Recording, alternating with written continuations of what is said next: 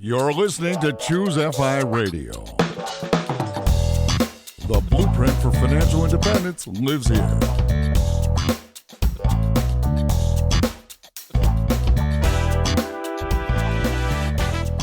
If you're looking to unlock the secrets to financial independence and early retirement, you're in the right place. Stay tuned and join a community of like-minded people who are getting off the hamster wheel and taking control of their lives in the pursuit of financial independence. Choose FI, your home for financial independence online.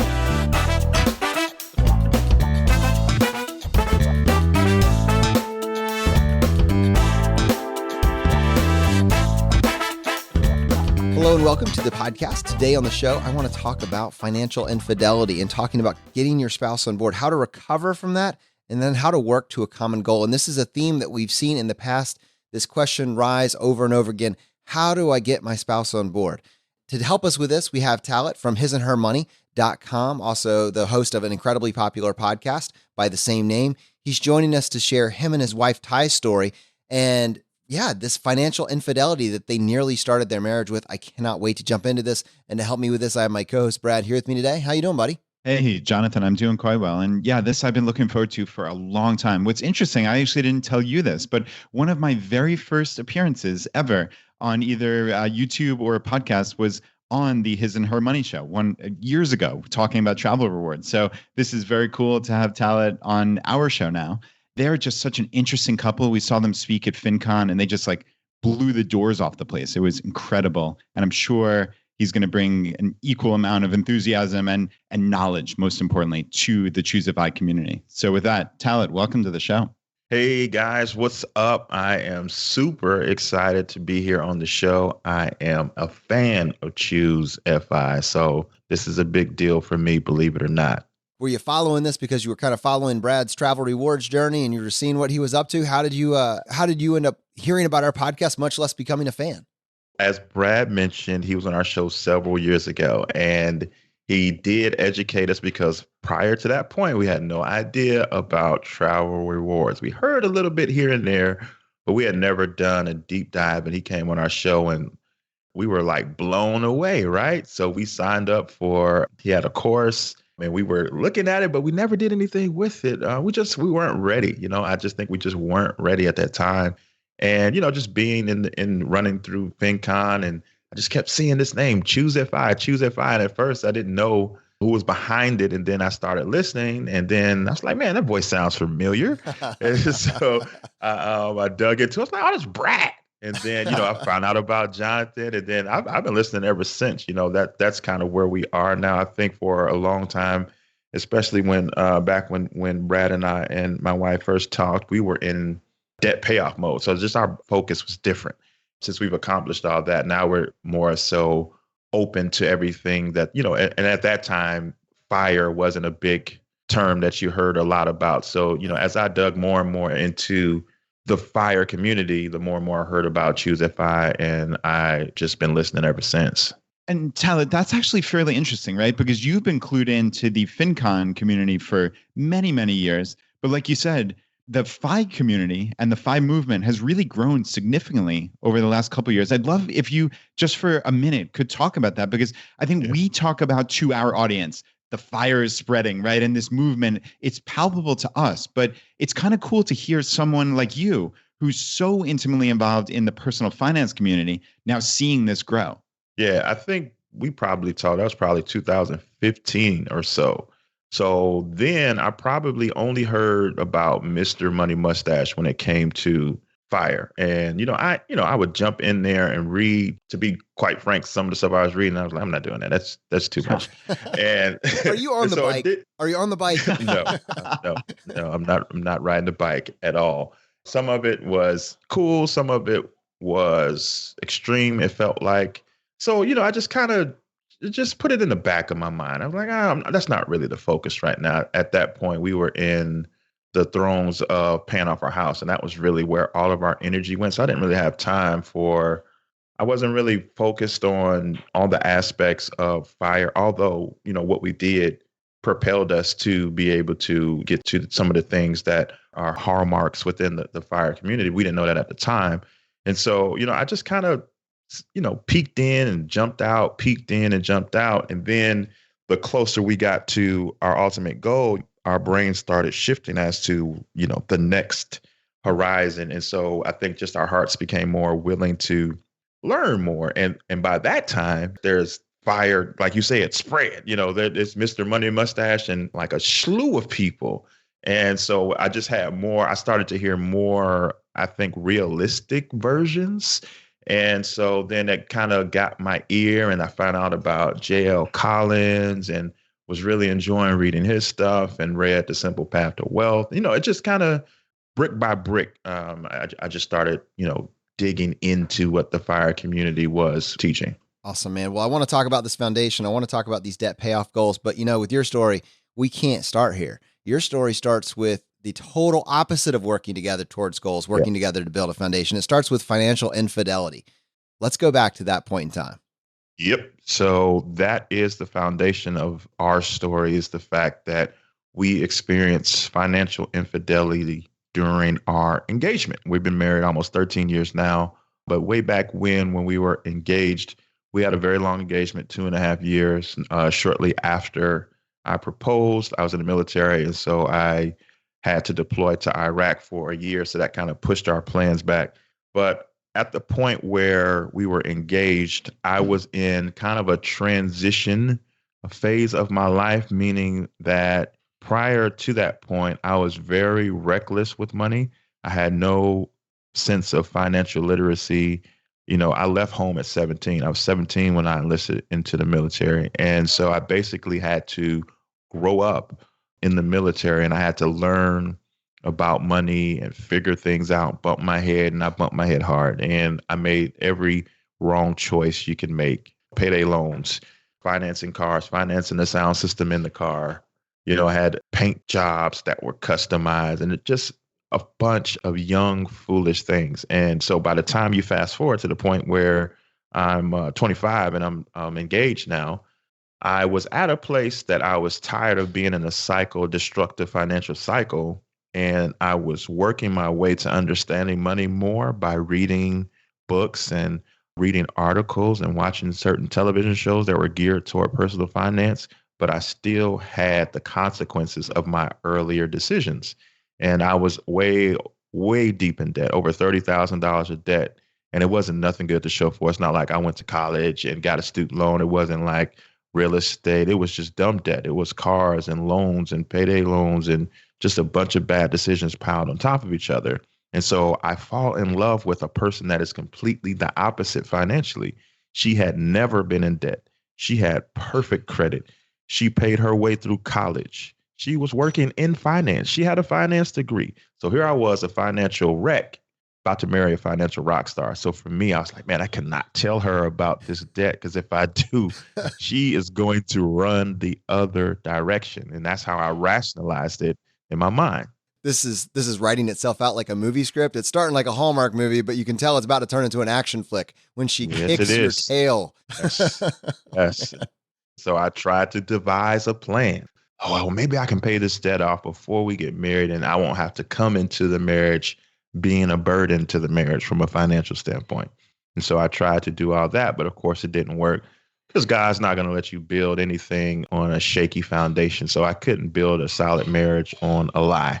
And so all my plans failed. And so several weeks before we were to get married, I confessed.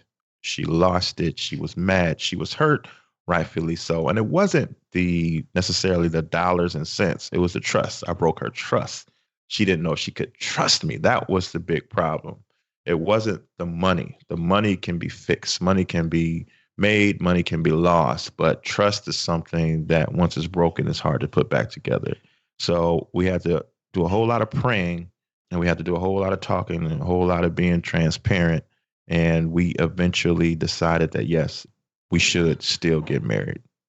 So up until that point, had you guys ever talked about finances? Was this like you had and still, and you hid the debt all that time? Yes, we did all the right things. We're a faith-based couple, we're Christian. And so we went to the premarital counseling with our pastor. You wrote a budget. We did it all, man. We pulled credit, and she did the right thing. She asked all the right questions, and I had a bunch of lies to answer them. And I just was trying to just deflect and came up with answers that weren't true because I was in the midst of my own little plan, trying to get rid of the debt so she'll never have to know. And then, like I said, my plans failed, and the truth had to come out. Do you remember what that conversation actually looks like? Like, how did you bring this up to Tai? I can Yeah, only I'll never imagine forget. like how fear-inducing that is, but you have to have the conversation. What does that look like? Terror, because again, I'm afraid that I'm going to lose her. I'm flat out like, okay, well, this is it. Here it goes. But for several days, I didn't know what to do. I knew I had to tell her, but I didn't want to tell her because I didn't want to lose her. I got to the point to where I knew I could not go another day. And so I was staying at my parents' house because I had transitioned. I was stationed in Texas, and then I got transitioned to Chicago, which is where we're from. We had a place, but she was staying in and I was staying in my parents' house because we were, like I said, we were only going to get married in just a few short weeks. And I remember I called her over. I brought her into the room that I was in, and I just told her. I can still see it as I'm saying it. I can still play it. It's something I'll never forget. One of the lowest days of my life because I had let down the person that I loved the most, and I had hurt her deeply, cut her real deep, and everything that she thought that she was about to get into, like as far as our marriage and the life that we were going to build afterward, it was a bunch of question marks now from that moment because of my lies and the decisions that I made. But Talaat, trust needs to be repaired, right? And it needs to be repaired day by day. So, I mean, it sounds like you guys did get over this, and obviously you moved forward. You got married, right? Which is wonderful. But talk me through those first couple of days, weeks, months. What do you personally do to help repair that trust? And then how do you move forward financially? I think it was important. The process that she explains a lot when we teach is that she had to look at the whole picture of who I was. That debt was an aspect of me. It wasn't the totality of me as a man, as a person. And once she just took a step back to see who I was, the type of person that I was working hard. I wasn't lazy about it. She realized like, oh, is this why he got another job? Because I had a day job and I was delivering pizzas at night. I was reading books. She saw it. I was asking questions. She was answering them. And so she saw that what I was saying as far as me wanting to change was real. And so she saw that I didn't want to be the same person that I was and that I was taking steps to improve. And so that helped her to see the bigger picture. Like, yeah, I messed up and I should not have lied to her. I should have been honest. But there's also these other things that he does well. He's always, this is from her point of view. He's always treated me like a queen. He always makes sure that we're provided for. Like he's an upstanding man.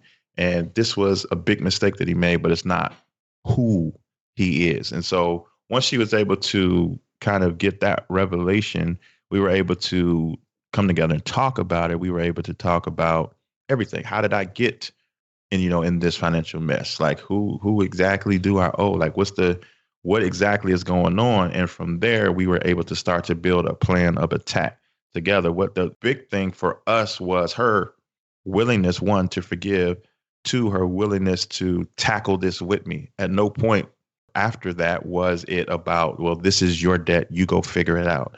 It was, okay, well, this is our situation, this is our debt. We're going to figure out a plan how we can get through this together. And from there, we started building the plan of debt payoff. That's awesome. And I love how you're saying we. It indicates that you guys are, if not actually combining your finances, you're certainly looking at it all together. And I love your thoughts on that, like exactly at a tactical level. But I also want to say, just for our audience, just to set the frame here, one of the things that you had going for you was that you were on board. You were on the team. Now, you had brought baggage to this marriage. You were starting with that Tai didn't know about, and she had to grapple with that and look at the totality of your person and say, yes, this, but she said yes because you were on the team. You were working your tail off to fix this situation. But wow, for it to be inside the fold, for you guys to be working on this common goal together, that was redeeming, not just for you, but for you as a couple. And the reason I want to point that out is because it's a theme that's carried you guys through the past 13 years. You're working on these common goals together, and it's almost more powerful because of where you came from. And with that in mind, what does it look like for you inside the fold? She's now aware of your total financial picture. What did it look like for you guys to start combining your finances as a married couple? Well, it was incredibly encouraging, one, to be forgiven, and then two, for her to be so determined. Like, we're going to get through this. We can figure this out. Because for me, it felt hopeless. It felt like a hopeless situation. Like, man, I'm trying everything and nothing's working.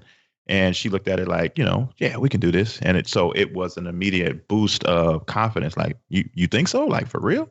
And so I had a heart to hear, because this was her background. She went to school for finance and she was helping people as a career with their finances. And so I was very receptive to the plan that she was coming up with. And it had its pros and its cons. So what that looked like was, we decided that we were going to go through the process together. So that meant that not only from a dollars and cents, a budgeting, a looking at credit, a paying off debt, but also in the sense of growing together. So like we would read money books together. We would send each other money related articles. We would watch money related television shows. Back then you had the Susie Ormans and you had Dave Ramsey, you had Michelle Singletary from the Washington Post. They were on television at that time. And so we were able to watch these shows and have a discussion afterwards. And we would talk about how it relates to us, or, one day we're going to do this, that, and the other. One day we're going to be on the Susie Orman show and she's going to grade us and we're going to get a good grade. We allowed ourselves to not only focus on now, but where we want to go. Susie, I want to purchase a Gucci handbag. Can I afford it? No. Right. And so all of that was encouraging. And so we were growing together as we were working the plan together. And I think both of those are important. A lot of times when we talk money, we want to focus so much on numbers, and it's called personal finance because the personal aspect comes first. The character, the behavior, the mentality, like all those factor into your ability to achieve financial freedom, financial independence. It's not just how much money you make and how much are your expenses, how much you're investing, how much you're saving. Those are important too. But I think we attacked every aspect because this was new for me. I didn't know this stuff. I knew a lot of things. I didn't know this. And so to be able to start to understand money, man, that was like water in the desert for me, because I, for so long, felt intimidated by personal finance. You turn on Fox Business and it's just like, what are all those little things going across the bottom of the screen? Like, what are they talking about? And it can feel intimidating to the point that you just kind of throw up your hands. And so as I began to get it, it was encouraging. And when I got encouraged, I wanted to work harder and I wanted to get it done. That's really awesome. Yeah. And you're describing this as truly personal finance, right? And behaviors and habits. And I wonder, looking back, so, it sounds like the initial spark was this information and feeling comfortable. Where did you guys go from there? Like, what were the behaviors and habits that really worked for you personally as a couple? Because like you said, it is personal, right? So some things that would work for you might not work for us, but I'd love to hear like those couple things that stick out, 13 years later that really worked. Probably the biggest tool came from one of the books that we read together, which was by Elizabeth Warren, who's now a politician, but at that time she was a professor, and she wrote a book with her daughter called The Two-Income Trap. And because we read that book during our engagement, we understood that the best thing that we could do was to not build our life based on two incomes. Although we had two incomes, we said, based on the information that was in that book, we didn't want to feel trapped. And so out the gate, we built our life based on one income, my income. One of the things my dad always taught me, and he reiterated right before I got married, was if your wife wants to work outside their home, encourage her, be there for her, be a cheerleader for her, but never make her feel like she has to work outside the home. So we made the decision to build our life, meaning our bills, everything should fit in my income, because one day you might not want to work outside the home. And then if that becomes the case, which it actually did, we won't get hurt. And so because we made that personal decision, we were able to use our one income to live off of and the other income to attack debt. And then later on, we use that to build wealth. So we use the live on, half your income method, however you want to phrase it. And that was probably the biggest weapon, along with, behavior change. Like I was big time spender on dumb stuff, clothing, music, just frivolous stuff. And I had to end that. I had to change my mind and start to allow myself to zoom out and see where I'm trying to go with finances so that I made the right decisions day to day with money so that we could get to the goal. I would love to. Honestly, it's going to take me some additional time to unpack that, and we'll have to save that for another episode. But I think it's worth pointing out, both to you as a response, but also to Brad, that book, The Two Income Trap, had a really big impact on me as well. And frankly, I had forgotten about it long before I had ever heard of Elizabeth Warren, the politician. I read that, and that same idea that you build a life that's requiring two income. You're comfortable, but with two incomes, it's a trap. It's a trap. And I just thank you for bringing that up, just because it's true. It just makes sense. You think about it for 10 seconds and you're like, wow, yeah, this can lead to some unfortunate consequences, because it may not always stay that way, right? If a lifestyle's based on two incomes, it inherently is more risky than one that's based on one. And still, I recommend that book to this day. And I read it over a decade ago. And I still, whenever somebody comes to me, especially if they're about to get married, I'm like, read this book, because it was that impactful for us.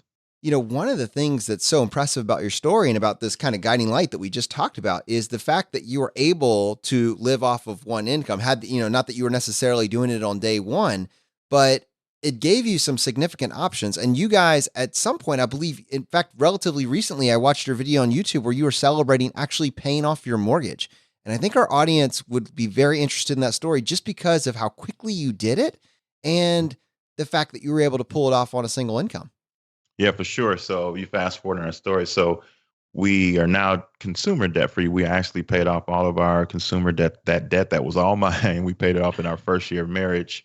And then several years later, we bought a home. And by that time, we were very, very wise with our money. We understood money a whole lot better. And so one of the things that we knew was that we were not going to be waiting 30 years, not even 15 years to be paying off our home. We knew that no matter if you took a 15 or a 30, but if you waited it out, you were still paying for that house almost twice over. And we determined within ourselves that we would never make a minimum payment on our mortgage from day one. And as we were going through the process and we found the home and we were closing on the home, my wife, she made because we are goal setting people. We understand the power of goal setting and goal achievement. And so she's like, you know what? I want to pay our house off in 5 years. Now, at this point, we are no longer a two income family, like you just mentioned. When our second daughter came, my wife elected to leave corporate America and come home and raise our kids. So now we're a one income family, and she makes this bold declaration like we're going to pay our house off in 5 years. So on the exterior, being a good husband, I was like, yeah, we are going to do that. You're right. On the inside, I'm like, how in the world are we going to pay off our house in 5 years? Inside, I'm doing calculations in my brain. I'm like, that would mean we have to pay this much off every year. That would mean we would have to pay off this much every month. Where are we going to get that money from? And so it was a faith move. At that moment, all we could muster up was an additional $20 principal payment on top of our minimum payment. Hey, can I clarify, the current track that you're on is for what, 15 years or 30 years? So we got a 30-year mortgage. So, just to make sure I'm understanding this right, you got a 30-year mortgage, and you're saying, I'm going to pay it off in 5 years. All right, let's do this. Okay, we have an extra $20 we can put toward this. That's where we're starting from.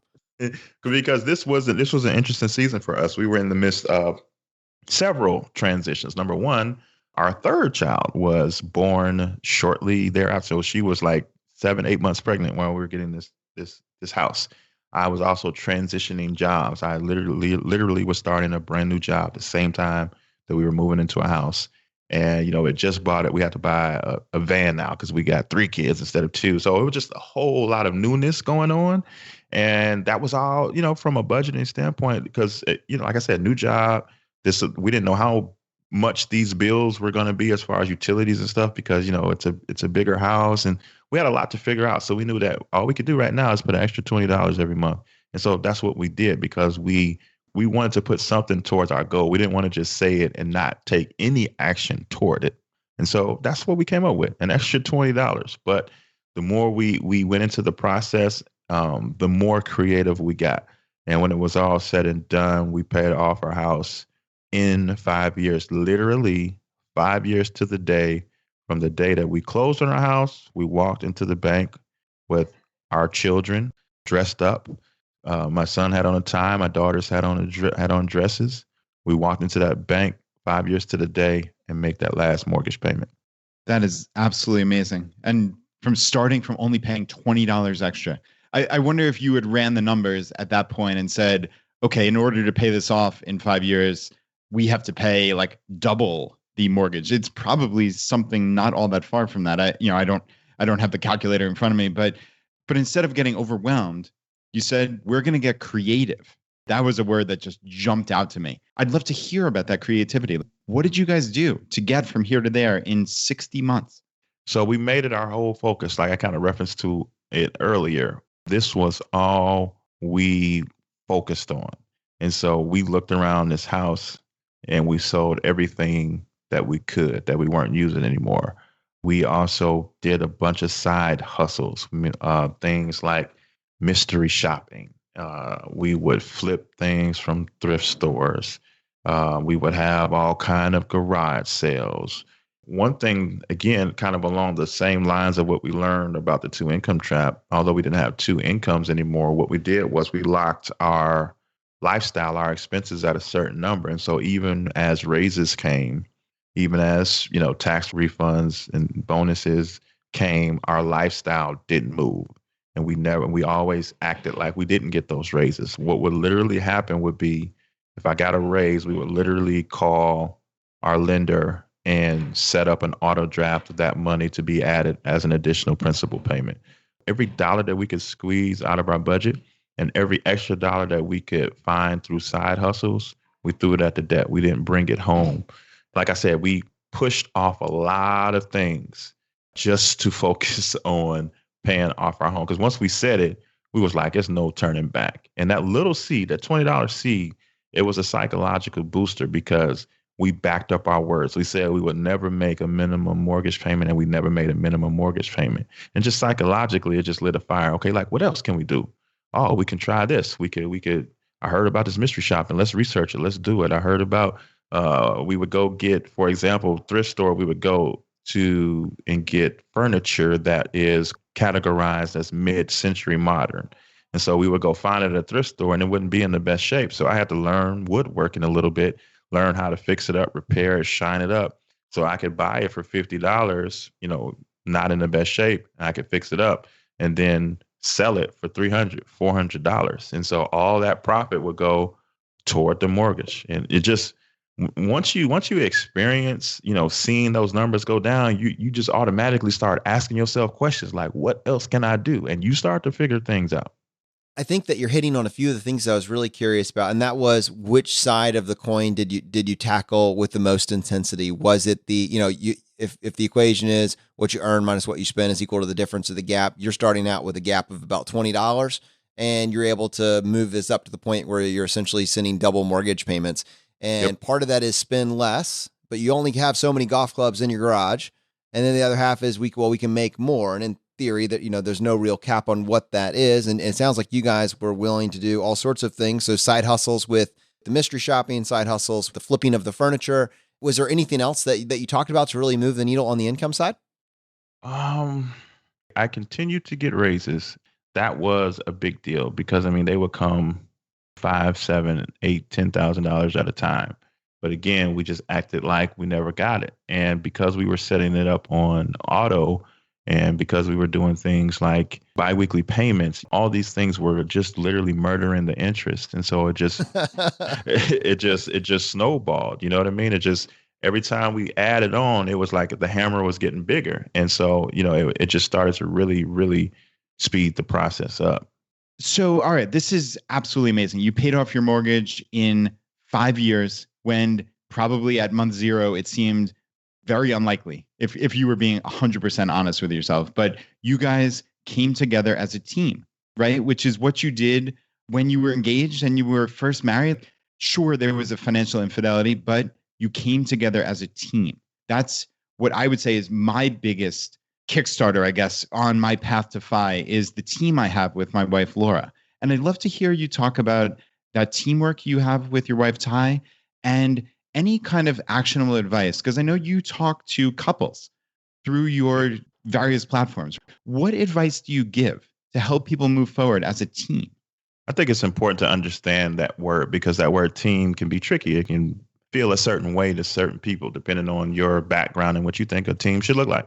And for a lot of people, when you hear the word team, you think you do have, I do have. But if you just really zoom out for a minute and think about whatever team you want to think about, whether it's a football team, a hockey team, a baseball team, very rarely do you see everybody doing equal shares on that team. A lot of times there are people shouldering more of the load than others. Not too long ago, Tom Brady just won his 6th Super Bowl, and that was a team effort. It wasn't just all Tom Brady. It was a lot of people doing a lot of things.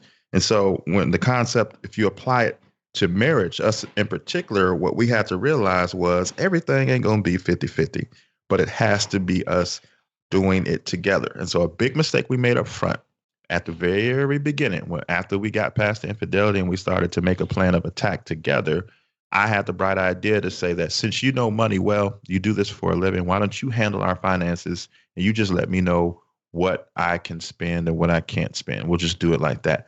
The problem with that was Tai was doing all the work and I wasn't involved at all. And so what happened was we were both beginning to build resentment towards each other, but neither one of us was voicing it.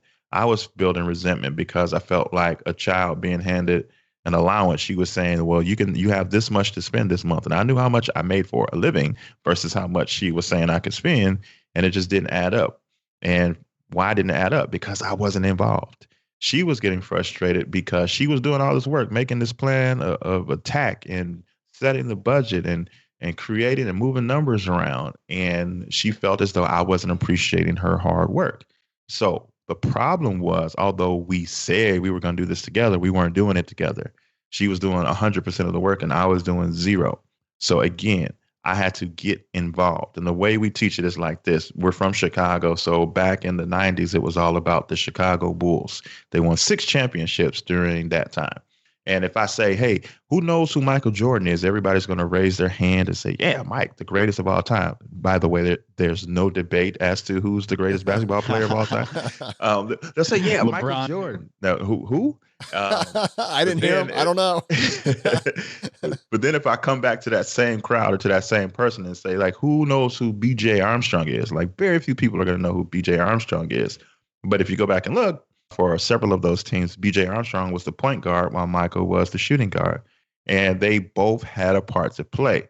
Now, when it came to the backcourt, they were both in the backcourt, but B.J. Armstrong didn't have to shoulder the same weight that Michael Jordan had to shoulder. Other coaches weren't game planning for B.J. like they were MJ. But B.J. had an important part to play as the point guard. He was the general. He was calling the plays, setting up the floor. And, Mike did his thing.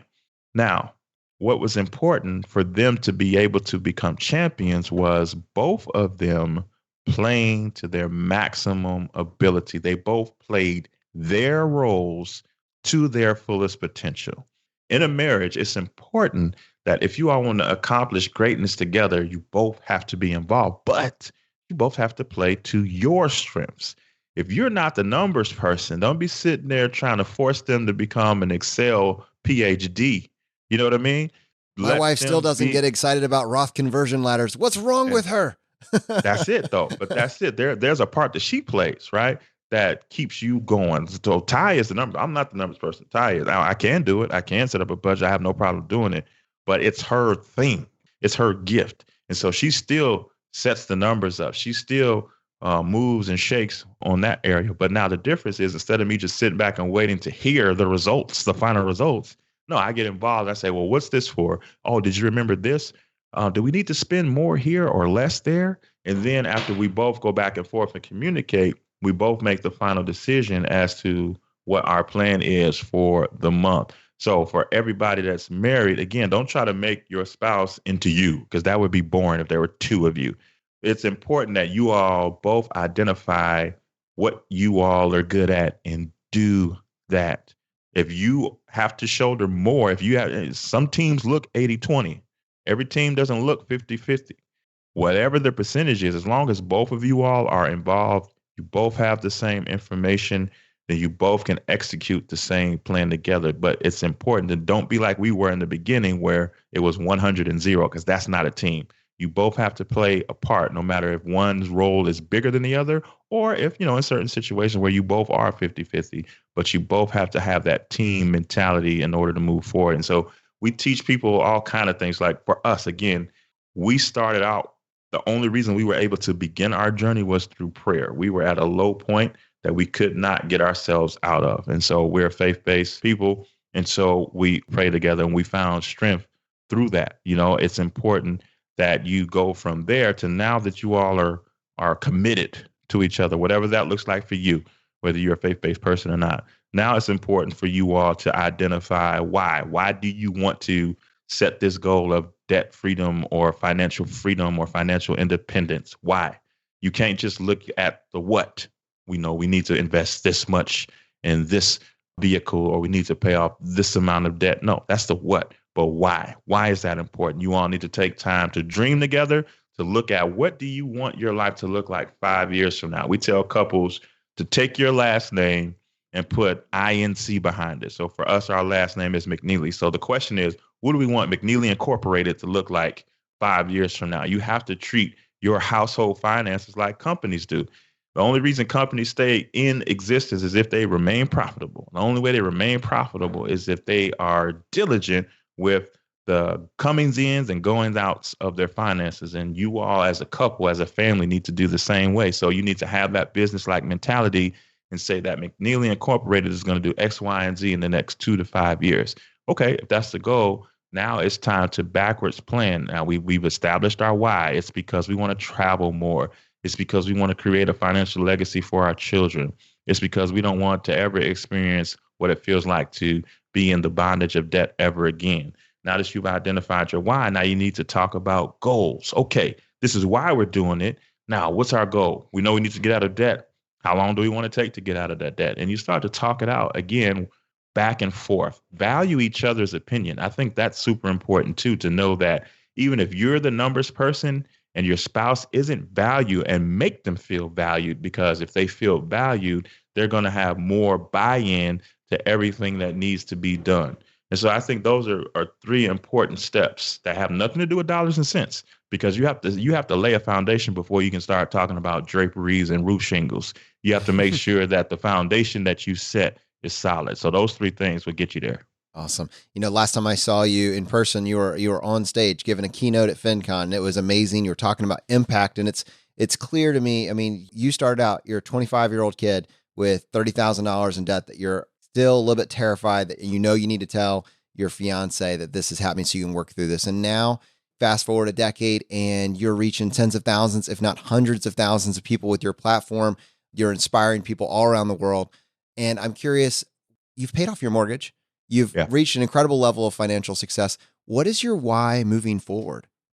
Well, our why is still the same. We're trying to create a legacy for our children. We didn't come from a legacy of wealth. We want to create a legacy of wealth for our children. My parents, when they retired, they actually paid their house off. Now we paid our house off. So our children have the ability to be the 3rd generation of McNeelys to attack mortgages and live in mortgage-free situations. So we want to create a financial, dynasty, so to speak. So, we've done an aspect of that and get rid of the debt.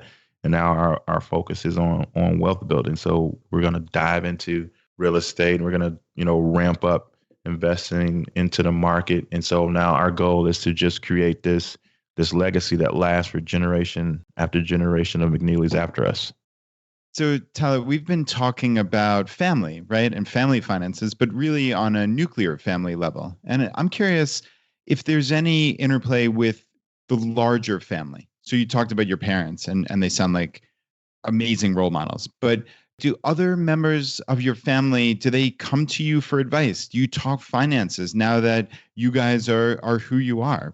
Talk us through that, because I think people are interested, certainly in the FI community. Like, we know where we want to go financially, but sometimes we feel awkward talking about money with our extended family. That's not going to change, guys. you all will continue to feel awkward, okay?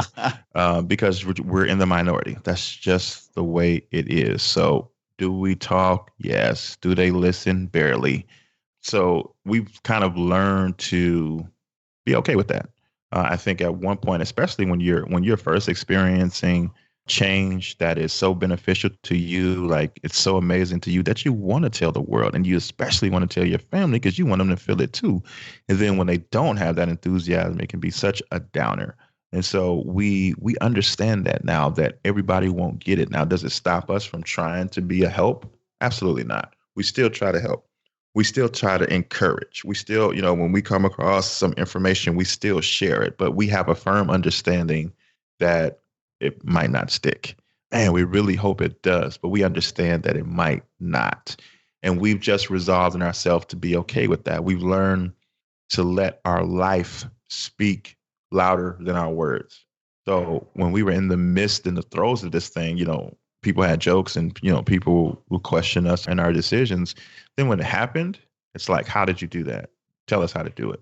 And so, you just gotta live. You just kind of have to live what you're saying, and still encourage people, and still, try to share the information, but also understand that you are in the minority. And quite frankly, that our world isn't set up for the FI community. It's set up for consumerism.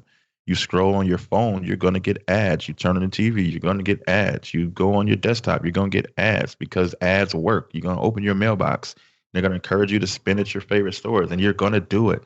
It's just not set up for financial stewardship. It's not set up for financial independence. And so because of that fact, because you've been fortunate and blessed enough to have some realizations and to put in the work and position yourself towards financial independence, don't think that everybody's going to get it right away, because quite frankly, most of us didn't get it right away. Some of us did. Some of us came out the womb with calculators, but most of us didn't. Brad Barrett. Sorry. I have this dry cough. It just won't leave. But for most of us, unlike Brad, we had to get to this place. We had to get to this level of understanding. So give people grace to have their own journeys. Don't stop. Don't ignore them. Don't shun them. But also understand that they are on their own journey as well. So, all right, maybe not coming out of the womb, right? But second generation FI, that's something we talk about here a lot. And we're talking about family. Let's talk about kids for a minute. So I want to go back to that day where you guys went as a family in to pay off that mortgage. And I'm picturing it. As you said, everybody's all dressed up. It's on the internet, Brad. You can watch it. Oh man, that's awesome. But right, this is the link. That's so cool. Okay, and we'll put that in the show notes. So, I mean, this is an event, right? And I can picture it, and obviously we can see it. But I want to know, what did you tell your kids? We told them that today was a big day. That's it.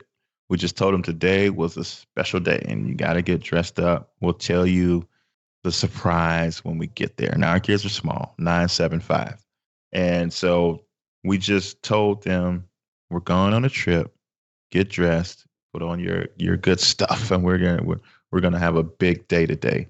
And so we took them to the bank. They're familiar with the bank because they have savings accounts. So we teach them little lessons like that, like when they get birthday money and things of that nature. They have accounts that they can deposit money into. So they weren't unfamiliar with the bank.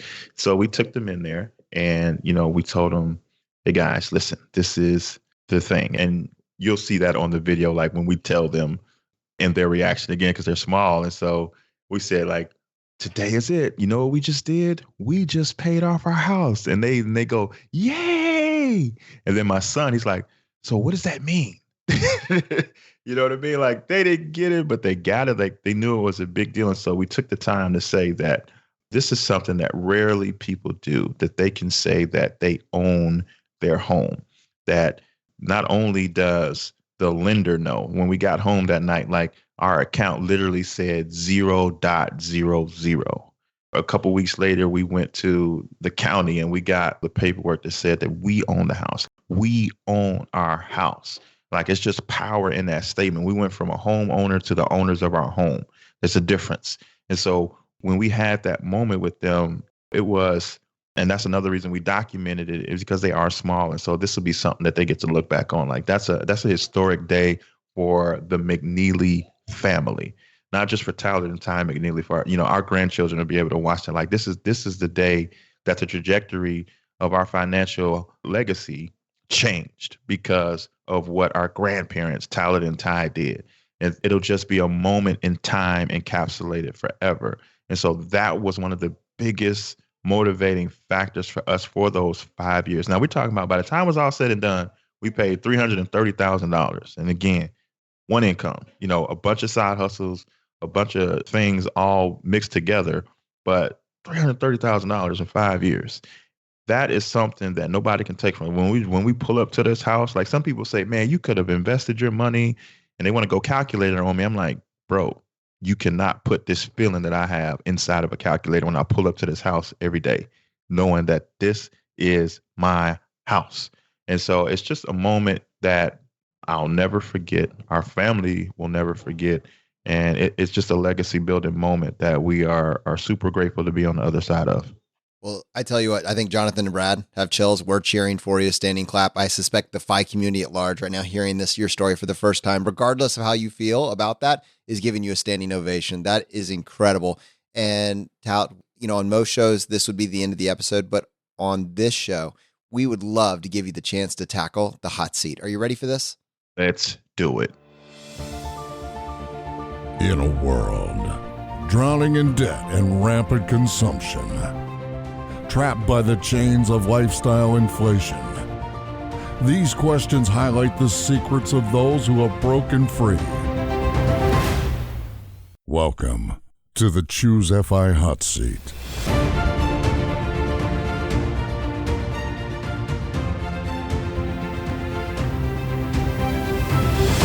All right, Talaat, question number 1, your favorite blog that's not your own. Favorite blog, I would go with Making Sense of Sense. Her articles are always super detailed and super informative, always keep me on my toes. Awesome. Well, question number 2, your favorite article of all time. Now, this can be one that you wrote or someone else's. It's not going to be mine at all. I'm not a fan of me. No. Probably, if I can go more than one article, it would be the stock series, J.L. Collins stock series on his blog. Yeah, that's funny because I literally was just talking to someone at my daughter's swim practice. I sent him the stock series. He was asking how to invest. How do you do this for the long term? And I just said, I can't give you anything better than what Jim says here. This is brilliant. Why? He did it already. Just do this. Yeah, it's amazing. It's amazing. All right, question number 3, your favorite life hack. I think it's the living off one income. I think it was such a huge game changer, not only from a dollars and cents standpoint, but from a mentality standpoint. We applied that same mentality when we got down to one income. We didn't live off the entirety of that whole income. So I just think it just positions you to be able to have so much strength and so much flexibility with your finances. All right, question number 4, your biggest financial mistake. Well, I made so many of them. That's a difficult question there, Jonathan. How to choose. So I think probably my biggest is the hiding of the debt from my soon-to-be wife. It was one of the biggest mistakes in my life, not just financially, because I was trying to start my marriage off with a lie. And so that was huge. I would say that withholding that information from her was the biggest. Let me ask you a question, and you may have to think through this, or it may just be obvious, but I was thinking financial mistake, but maybe not a life mistake. I wonder if you hadn't had that, and more importantly, if you hadn't had that confession and that following reconciliation, if you would have the passion, 13 years later that you do now. Have you ever thought about that? Yeah, I think I would have, because it was such a long journey. Like that was the tail end of the journey. I knew that I didn't know. And so it was always bugging me that I needed to figure money out. Like I didn't get that lesson, and it was frustrating me, and I just could not figure it out. And I know that eventually I would have. That sped the process up because there was this sense of urgency, but that desire was in me, and eventually that itch would have got scratched. All right, question number 5, the advice you would give your younger self. The advice I would give my younger self would be to not be afraid of risk. I know that I could have made a lot wiser decisions with money earlier in my life that would have allowed me to achieve some things much sooner. For example, I could have bought a 4-unit bill. I could have house hacked before house hacking was a thing. I'm talking like '02. I had the opportunity to do a house hack, but I was afraid because, again, I was acquiring knowledge. I wasn't like solid in my understanding, but there was a chance there I could have done that. And I could have really set myself up for some financial well-being early.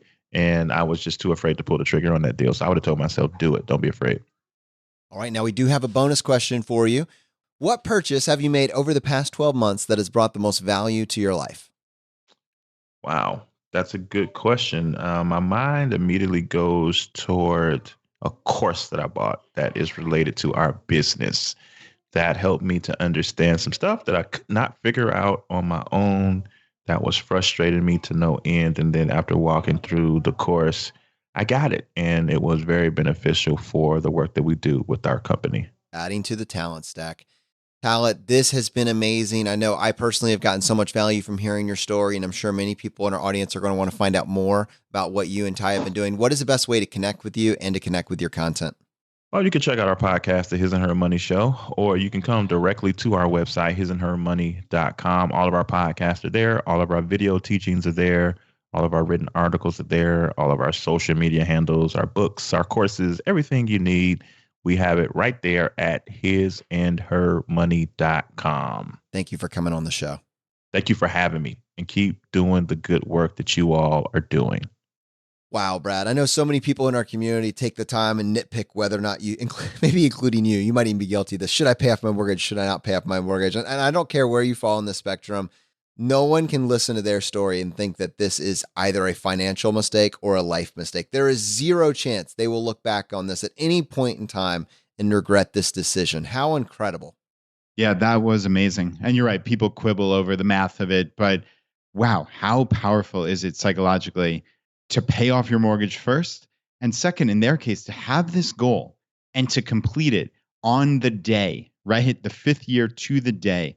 If you can do that, you can do anything, especially if you're starting only paying off $20 extra a month. I mean, this story is just incredible. And like you said at the end there, the legacy for the next generation, for generations to come, it's just such a big deal. And they're going to be the ones, they'll know they started this financial dynasty. And that is just a remarkable feeling. So just a wonderful episode. Thank you so much to Talaat for coming on. And yeah, this was a fun one.